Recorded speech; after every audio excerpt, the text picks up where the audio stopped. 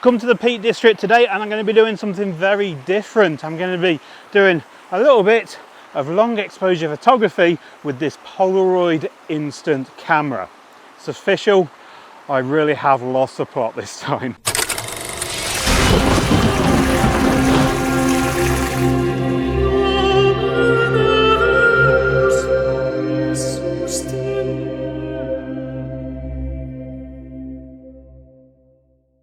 The Polaroid camera needs no introduction. This is an historic icon, although this particular model is only around 2 years old. I purchased it a few weeks ago for around £100, and it's got a couple of modern day features that don't feature in the more classic Polaroid cameras, but it's got all the hallmarks of that Polaroid heritage. First off, ergonomics are next to non-existent. There's no natural place for your hand to sit when you take images with this camera handheld, and out the box it's all fully automatic as well. You press a button, an image pops out here, or a photo. It takes 15 minutes to develop, and the result you'll end up with will either be overexposed, underexposed, and certainly not sharp. But that's the iconic Polaroid look. As I've just mentioned, however, the modern versions do have a few interesting little features, which hopefully I'm going to be trying out today for the first time on this mini waterfall that's behind me here. So I've already loaded up my camera with a film cartridge. This gives me 8 shots, and by current prices it works out at around £2 per shot every time I press a button on the front of this camera. Now, a lot of people say that's quite expensive. However, when you factor in how much normal film costs nowadays and how much it costs to develop that film, £2 a shot, I feel, actually isn't that expensive.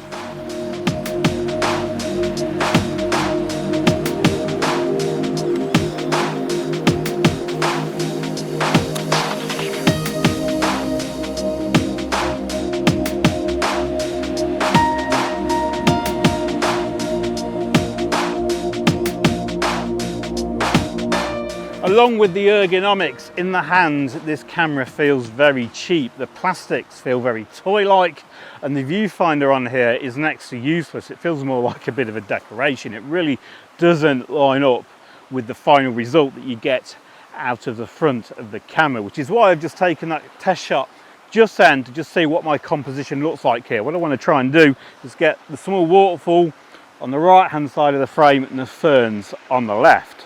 Once I've got my composition fine-tuned, we're going to try and crank things up and send this camera into manual mode. So for this next shot, I'm going to be using the Polaroid app, which connects to this camera via Bluetooth. And I have to say, it works really well for remote control camera apps, which are notoriously normally buggy, but this one just works. There's no need to pair by Bluetooth. The phone just connects straight to the camera automatically. I'm into the main menu here. We've got this remote here, which we can use as a camera remote just to trigger the Polaroid remotely. I'm just going to move across. We've got self-timer mode, double exposure. We've got aperture, priority, tripod mode, portrait, light painting, and manual, which is the one I want to use here. So I think what I'm going to do, I'm going to set the aperture to around the sort of middle area. Just readjust my shutter speed. And I think I'm going to go for 15 seconds. I know this is going to be overexposing a bit on my light meter. It's at the top here. We're one stop overexposed. But my experience with taking long exposure with this camera is that the images normally come out looking very underexposed. So to compensate for that, I'm going to go one stop over and see how this goes. There we go.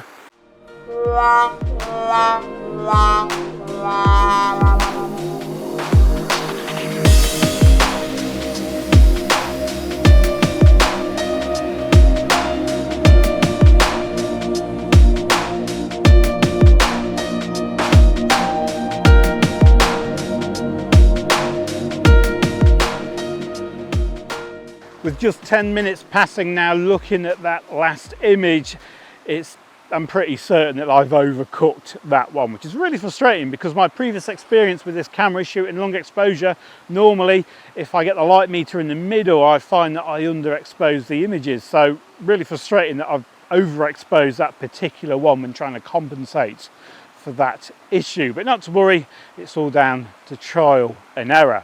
And although this video may seem very loopy at the moment, photographing a waterfall with a Polaroid camera, we're about to take it to the next level and introduce some filters.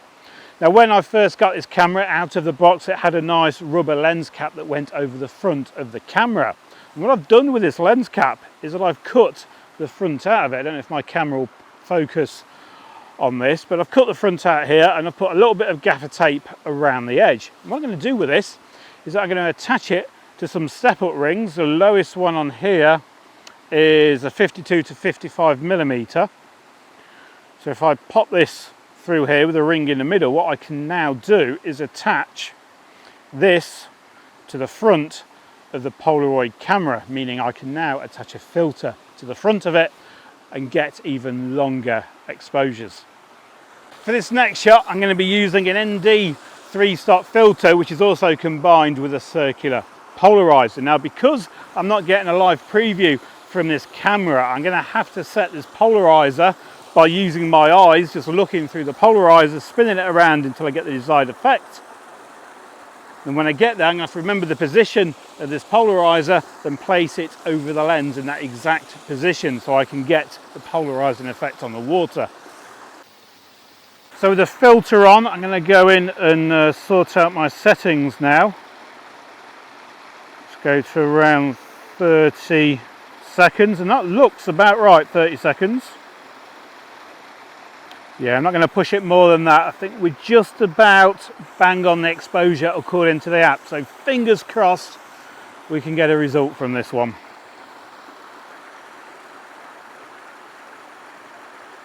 Looking through the results from this morning, I think the first one that I took on auto is looking the best. Loving the retro film look on this and the sort of very desaturated look.